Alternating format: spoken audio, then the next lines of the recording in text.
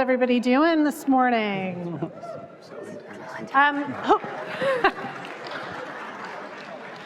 It's a great pleasure to be amongst this panel. The topic is something that we all actually kind of debated in the prep session. And yes, all these panels end up prepping if you've never been a part of them. And the prep was, do we actually agree with the statement that connected TV has replaced linear?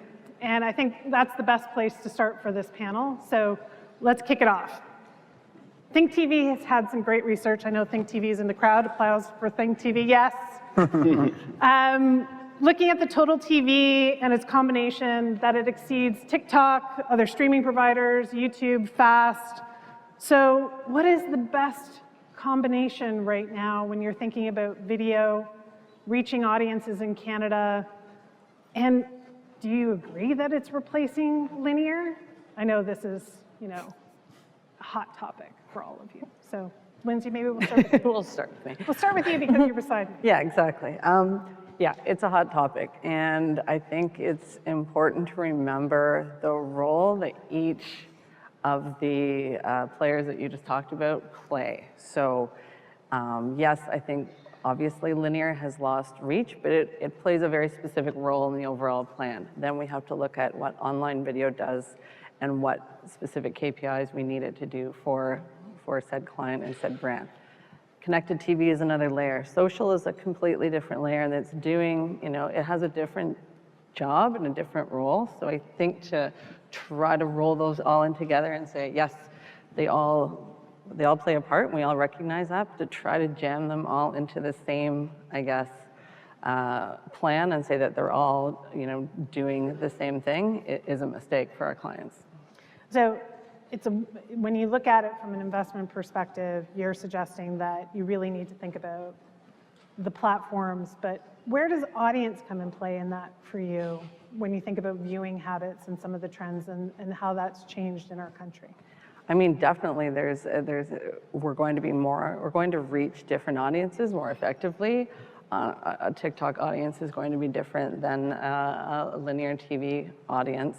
But it doesn't mean that there isn't some duplicated reach. So really the issue is trying to figure out what that duplicated reach is. There's very different price points on each of these platforms and trying to figure out what the most effective one is for our client. Amazing. Tracy? I'm going to jump to Tracy on this one because here's client. And Tracy's on 2 panels today, so she's a brave soul. But when we talk about this from the brand perspective, what is your opinion of how these things are all coming together as a combination? What do you expect with the investment of your dollars? That's a great question. I think, linear, in my opinion, isn't going away. It might be changing, but it's not going away. And so, the audience doesn't live in one channel. The audience lives everywhere. You talked about viewing habits. 5 years ago, we weren't bingers as much as we are today. There's many people who are like, I'm gonna wait for 3 episodes to drop before I start the program. So I think, there's a need for live watch, there's a need for on-demand, and as the whole ecosystem continues to fragment and audiences continue to go to what's best for them, as a brand, we have to adapt to that. And so we have to meet our consumers where they are, which means playing in a bunch of different channels and trying to optimize that reach frequency without going too hard, too fast. So I agree with the comments made as well. I think that the right combination for an upper funnel video strategy going forward is linear TV plus broadcaster video on demand plus other streaming platforms that carry studio produced content. I think the next challenge is, okay, so what is the right balance of all of those different channels in order to maintain the reach that any given brand needs to be in market and to maintain and manage costs, because there are cost implications with being in the connected TV space. So finding that right balance is tricky. You don't want to move too much away from linear TV because audiences are still there. And you really want to make sure that you have that long-term. We know that TV performs really well against attention metrics, so we don't want to move the dial too much either. So that's where, different agencies have tools like an Omni, for instance, that allows us to factor in market dynamics and evaluate things like real-time cost, attentive reach. And so it will require a little bit of dialing up and dialing down of channels to find that right balance. But it is difficult to navigate because it is such a fragmented space right now. You talked about the fragmentation, and it's really interesting because we often talk about this topic as if it's universal viewing habits across our country as well. And we all know our country has changed a lot. And not everywhere in our country has high-speed dial-up or broadband. We still have a bit of a digital divide.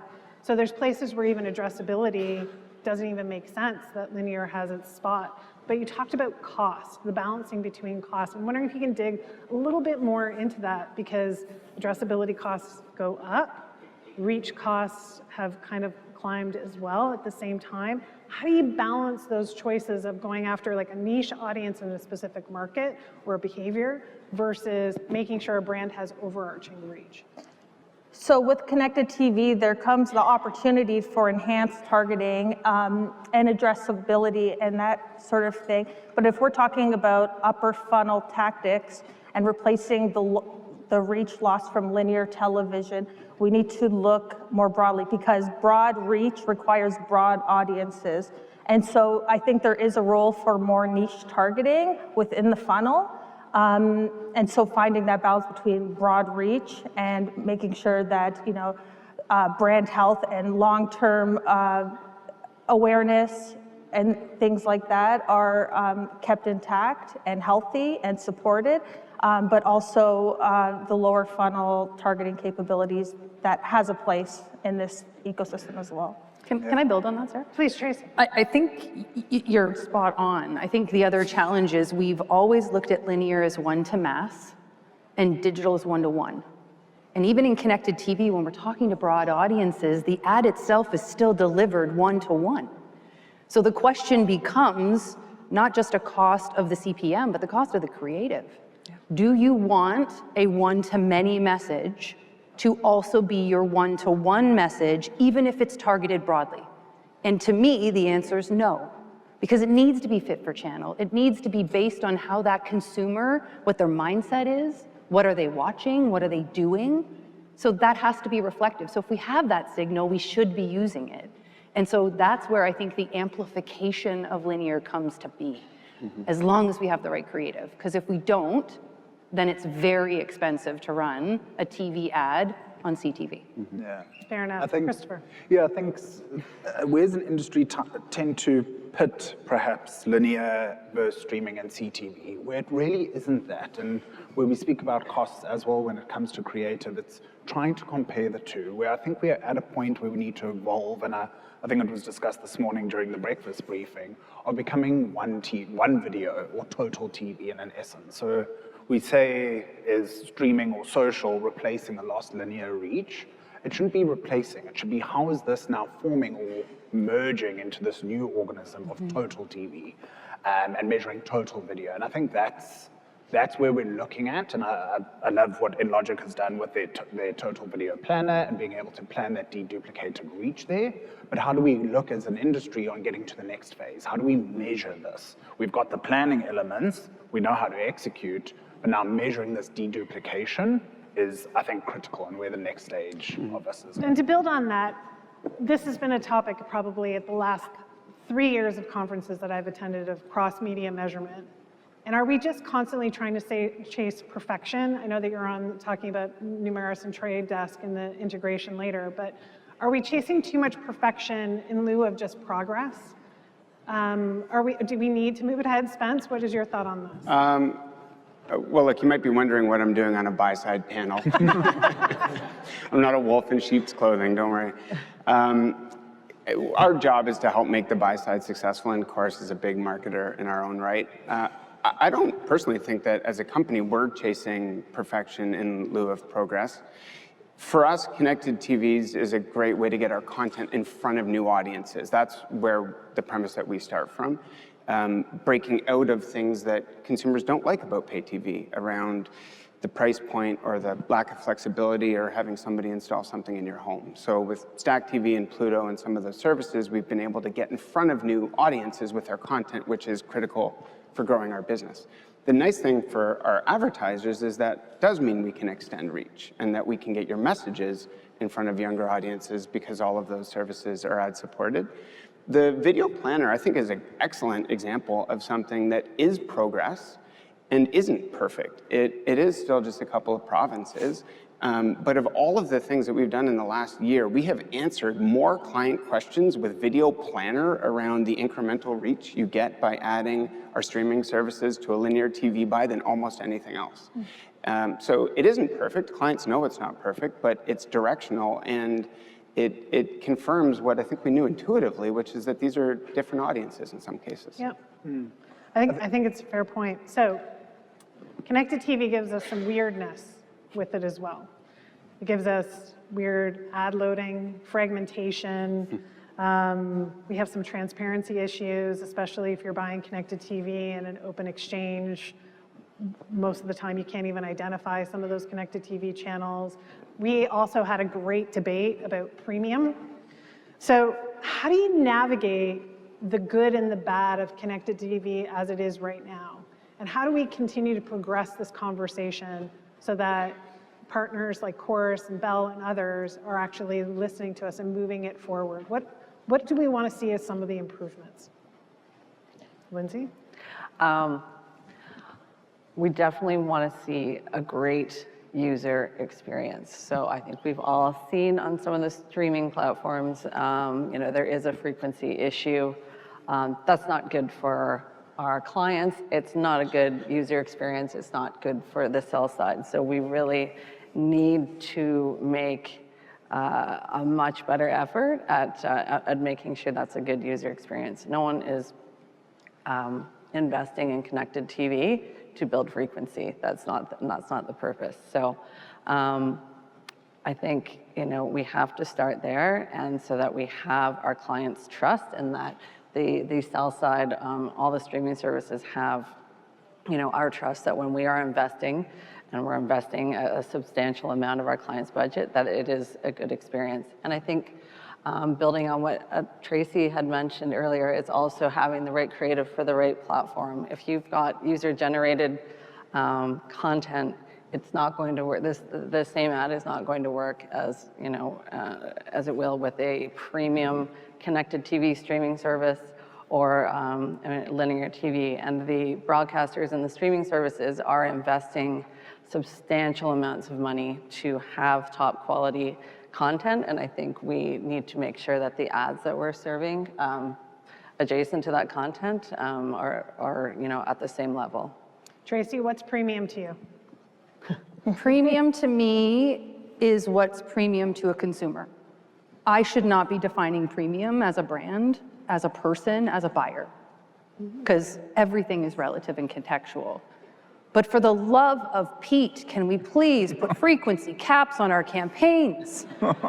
Listen, at the end of the day, if we're talking about consumer experience, this is monetization strategy, this is buy strategy, it's the fact we're using multiple DSPs, we're doing direct buys, we're using this one, the actual ecosystem might not be able to identify this is the same ad as this ad, and so it's putting them back to back. There's some really great elements of linear that need to be brought into this ecosystem, like separation and non-competition and a frequency cap. I think you want a frequency cap. What is it that you're looking for? Somebody get Here, let me ask the question. Put your hands up in the audience if you have had an experience where you've seen back-to-back ads by the same brand in any environment other than linear. Just last night watching the presidential election. So this is kind of my point, right? We're not just buyers, we're not just sellers, we're not just brands, we are also consumers. So let's take our own hats off and then put them back on and do what's right for us as consumers, and I guarantee it will benefit the brand. Yeah, I completely agree. I think coming to that's striving for perfection. I think there's fundamentals that just need to be adopted from a linear perspective when we're moving into this digital space.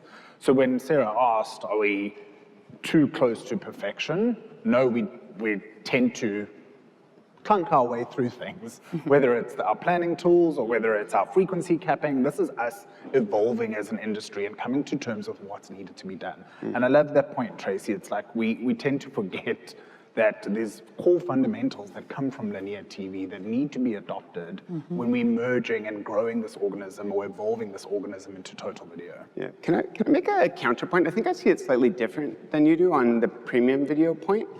I think as a sell side, we do clients a real disservice by using the same word to describe radically different things. And that's exactly what's happening with premium video. A lot of companies, including ours, are aspiring to own the premium video space. And so is YouTube.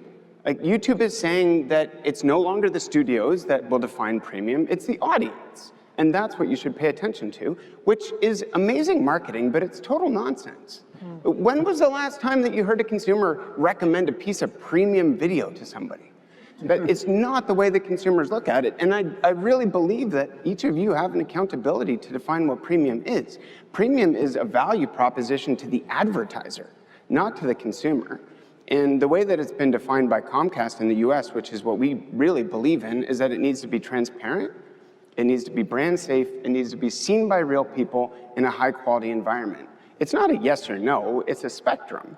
And if you look at it that way, premium content delivers more intention and more impact. So I think it's our fault for using the same words to describe very different things. And I actually do think you have a responsibility to ask for premium video from your partners. But is the definition of premium the problem? I think the answer is yes. Because what's important to me is not what's important to you as a person. And therefore, I believe in broadcast quality content, but does that make it premium? There's some stuff on TLN that's not so premium. I'm just throwing it out there. Like, at the end of the day, the content, you're right, has a definition. The word premium is relative. Well, I think premium is subjective to the viewer, and they vote with their time. But we need a way of it being objective to the advertiser, so you can rate the content that we're providing you against the content that YouTube or social is providing you. Can I just add that I think we use premium, however we define it, as a proxy to what we're trying to deliver, and that's a message that will resonate with consumers. And so I agree with Spencer in the sense that I wouldn't define YouTube necessarily as premium content. They have a lot of premium content on their platform. However, why are people buying YouTube? It's relatively cheap streaming, and it appears to deliver on large audiences, but when you really look back at what you can measure, great music for dogs has high reach, and not a lot of people are behind it watching it. So we have to really apply our own judgment to these types of platforms when making decisions on how we invest our dollars. Well, the ad experience is also incredibly different too. Like, I could be watching my lesbian supercut of a television show on YouTube, but my finger is hovering over the button to skip, right? Versus sitting and watching at home on TV. I'm probably also multitasking through it, especially if you have connected TV and you have an ad load at 30 seconds. I'm off doing something else for those 30 seconds. Like, the viewing habits don't change of the audience, which I think, Tracy, is what you're talking about as well. But I think this part of the premium debate is something that this group really dug into, and I think it's really worthwhile for anybody at agencies or client sides to also have that discussion about how do we define it in relationship with the viewing habits of our audience and the content that is available in the ad experience, because it's the combination of those that actually deliver on it. And sometimes the audience wins and the ad experience is garbage, and we have to figure out a way to navigate that. Let's digress for a minute, because I think, Christopher, you talked about this really quickly about like the one video and how do you organize yourselves for this new reality, right? You go to a Corus or a Bell or a Rogers these days, and it's a total video solution that you are purchasing on behalf of clients and negotiating on behalf of clients. How does that change not only agency structures, or should change agency structures, but also in-housing for clients? What needs to evolve in the talent and the design of our teams in order to address this? Because I don't think we're moving fast enough. It's such a great question, and I love this because it's this ever-evolving thing that is so hard to get to, that once you've restructured a team and moved it into a one video team, or moved connected TV away from the digital team into the sort of the broadcast team, the minute you do that, we're already at the next phase of the evolution. So you're now at a team that's sort of a step backwards. So it's, for us, what we've tried to do is understand and get out of our own way at agency to understand, are our teams talking to each other? Are they unified enough as planning, buying, digital, out of home? Are these teams coming together to discuss something like total video and going to clients and saying, cool, we agree with you in certain aspects, but here's our view. We're consultants and we're responsible for giving you our best advice, and that's why you hired us as an agency. And for those clients who are bringing in-house, I think there's still a role that we can play in consulting and advising through sessions like this, through workshops with our partners, to really understand, cool, this is how our team should look. We need to strip this away from here. We need to cut the red tape here. We need to get away from our bureaucratic hierarchy when it comes to complexities like billing and finance and elements that I think the agency tends to get muddled with very quickly, and it causes damage to clients that we've seen as well. So yes, how we structure our teams is critical, and I think the partners have done an excellent job of getting their teams to be one video, if you will. It's now up to the agencies to start mimicking that and start coming together. When you go to this angle of total video too, it kind of does away with the word digital, because you actually have to start thinking about audience and viewing habits in a different way, because you're thinking about the total opportunity of it. And I know, Tracy, you have a strong opinion about this as well, of, you know, how do we start helping our clients navigate this so that we get out of these silos of digital does this, linear does this, because we know it's not true. No, it's not an us versus them situation. And you know, I actually really agree with what you're saying. There's a lot of brands similar to Bear who are bringing the easy stuff in-house. Maybe it started with search, maybe you moved on to programmatic, eventually you bring in social, and then comes all the other channels. But Bear specifically, we still have a very good relationship with our agency. And up until recently, they were only buying TV for us. We were maybe holding some cards behind the wall. It was us versus them. We took a whole new approach. Everything is on the table now. I need their advice and their expertise on a total TV opportunity, and that means CTV, that means linear, that means giving a POV on OTT, on OLV as well. But here's the thing that I need, and I think, you know, others in the room, the brands in the room might agree, is we need a collaborative approach, which means broadcasters like Corus need to come to the brands and to the agencies and bring us together, because we've been trying to do it, but it's not been successful to this point. And I will give Corus huge kudos, because this summer they actually came to us. They didn't go to our agency. They came to us and said, look, we've got a proposition for you. What do you think?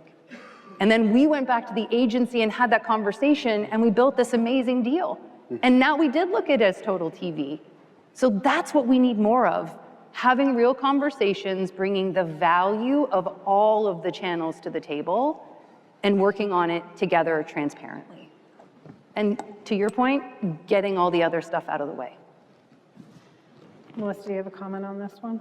So in terms of how we organize ourselves, at PhD, we believe in holistic video planning. And so what that means is that we don't have linear TV buyers and connected TV buyers. We have an audio video team that is responsible for carrying out all of the upper funnel mass reach campaigns for our clients, and they're actually embedded within the client team so that they have a deep understanding of what the desired outcome is, because like Tracy, you mentioned, having silos doesn't work. If it doesn't make sense to have two different people sitting on different teams working towards the same business outcome.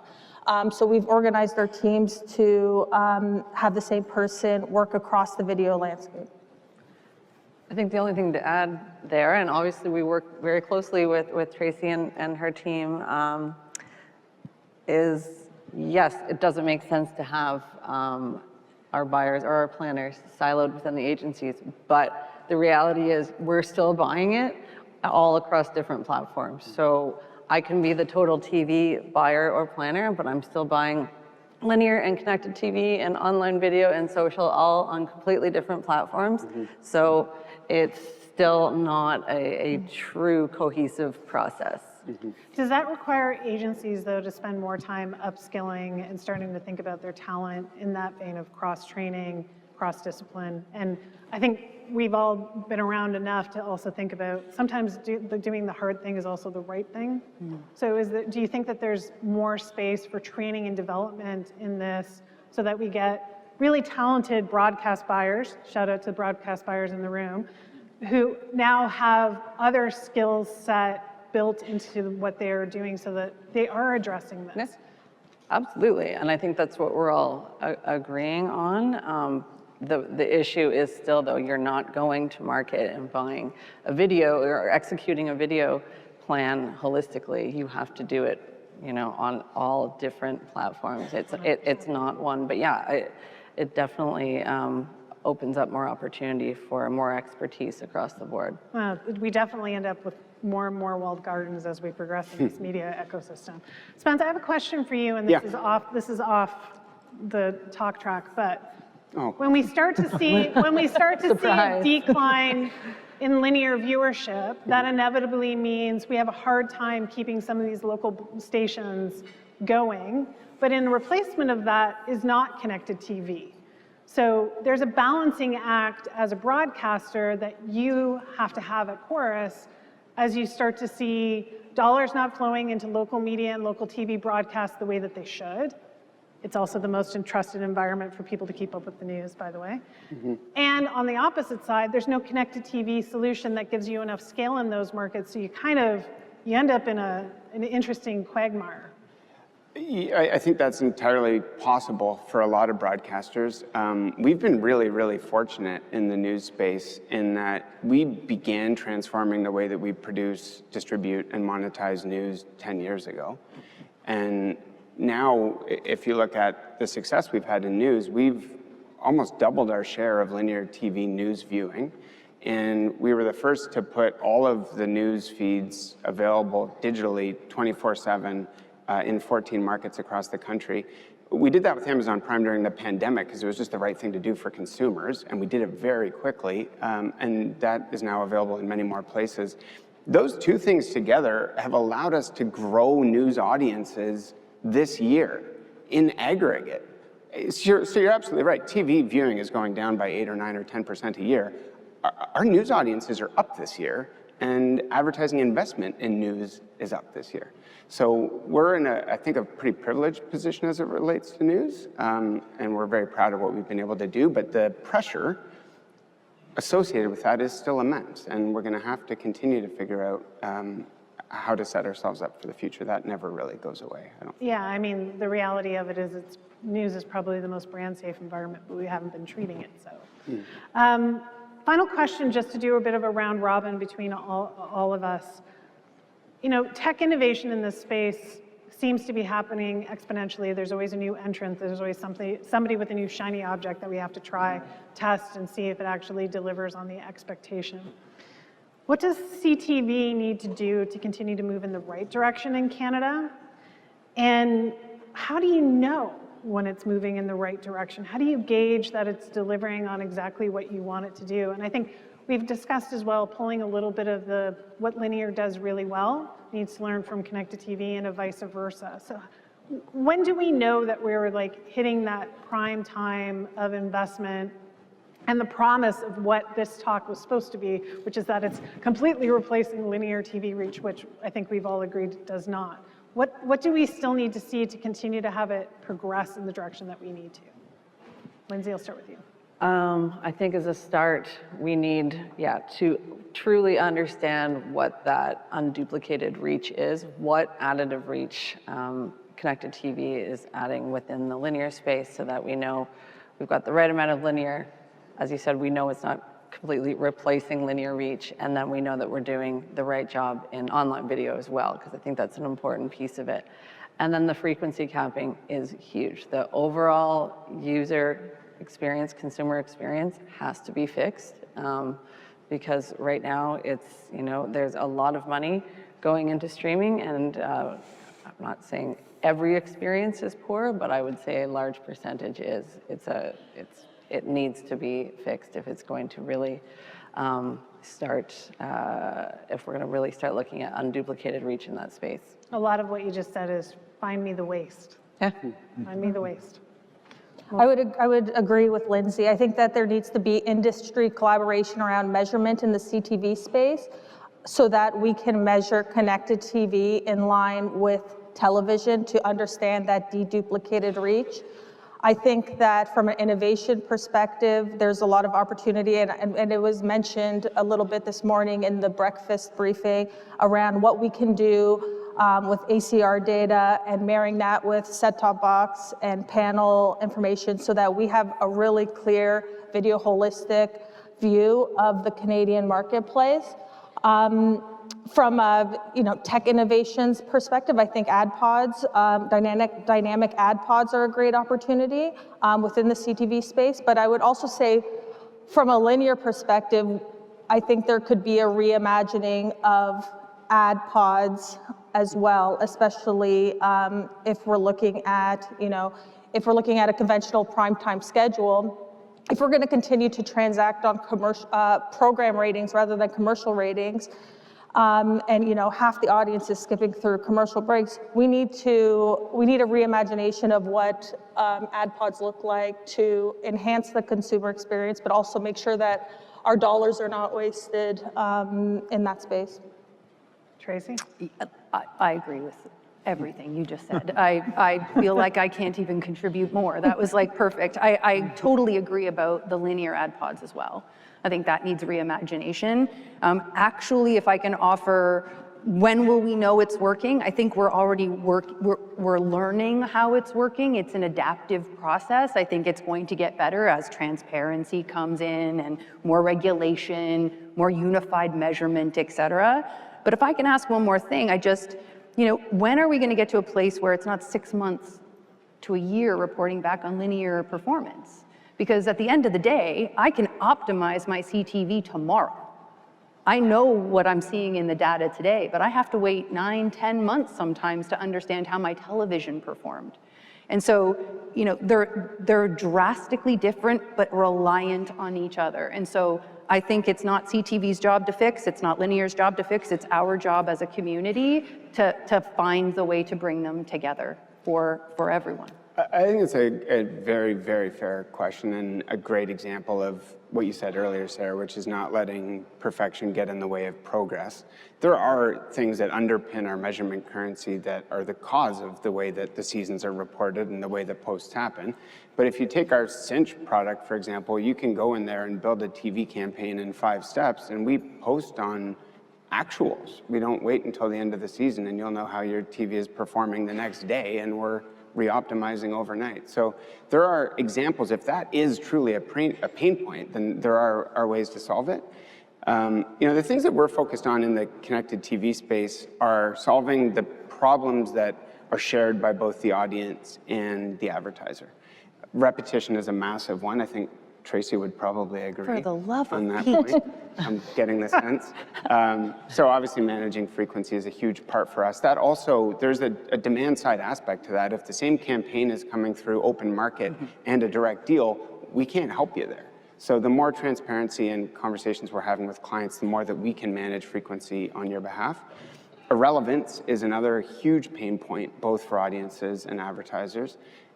So the opportunities that connected TVs offer in terms of targeting audiences, but also targeting contexts, and figuring out the right ad load that's appropriate for the kind of experience the consumer signed up for. So on a completely free service like Pluto, you might see an ad load that looks more like TV, but in the on-demand experience in Stack, you're getting a significantly lower ad load that will deliver relatively more attention to the ad. So the relevance piece is a big one, and then disruptive ads is a massive pain point, especially for consumers. Video and audio quality just has to be there. So there are innovative, shiny things like pause ads that we can talk about, but we have to make sure the fundamentals of this experience work for audiences and for our clients. What I took away from what you just said, Spence, is work directly with us, not through open exchanges. Yeah. It's hard to be the last one wrapping this up, because I think the panelists have done so well in answering this question. For me, it's as an industry coming together, and I think it was mentioned during the breakfast briefing. If Numeris, example, needs funding to create one holistic measurement ability to deduplicate this, then we as an industry, agency, and client should be investing in this. It's only going to answer the questions that we all have, but it's who's the first mover? Who's going to say, yes, 100%, here's some money, please go create this tool for us. So for me, it's measurement, and to the shiny things, there will always be the shiny things, and it's understanding when those come into play for the different consumer, that everyone, to Tracy's point, is unique and different. So remembering that as advertisers. You raised measurement, and I know this was a big topic of conversation. We have 1 minute left, but measurement and that component, Canada as a country has changed exponentially over the last few years, especially because of COVID and immigration, housing movements, where people live, how people live. And it feels like the measurement side of things hasn't been catching up to those dynamic changes. What do we need to see as a significant change in that space so that you can totally understand what audiences' viewing habits are in a particular market? Like, is it the collaboration component? Do we need to pony up some more dollars to solve this? Like, where do we see the opportunity to start fixing this? Because I've been at conferences for 2 years, and this has always come up, and I've yet to hear someone go, let's just go. Yeah, as I said, I think it's pull the trigger. Someone needs to be the first mover and to say, cool, our competitors invested in Numeris by X amount, we can't be behind here, we need to do the same. We need that tool. We've got a video planner, deduplicated reach that is planned across streaming and sort of linear. That's great. Let's build that for measurement and posting.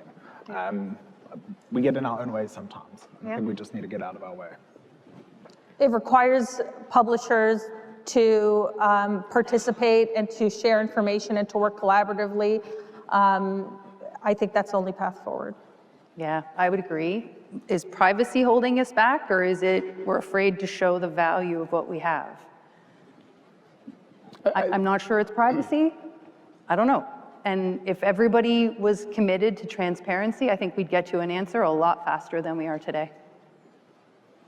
Yeah, look, we try to move the industry measurement conversation forward as much as we can, and I think that's part of the solution. We also do 50 primary research studies a year to try to help our clients better understand how Canadians are thinking, how they're feeling, what their outlook is for their family, their budgets, what the behavior of new Canadians is.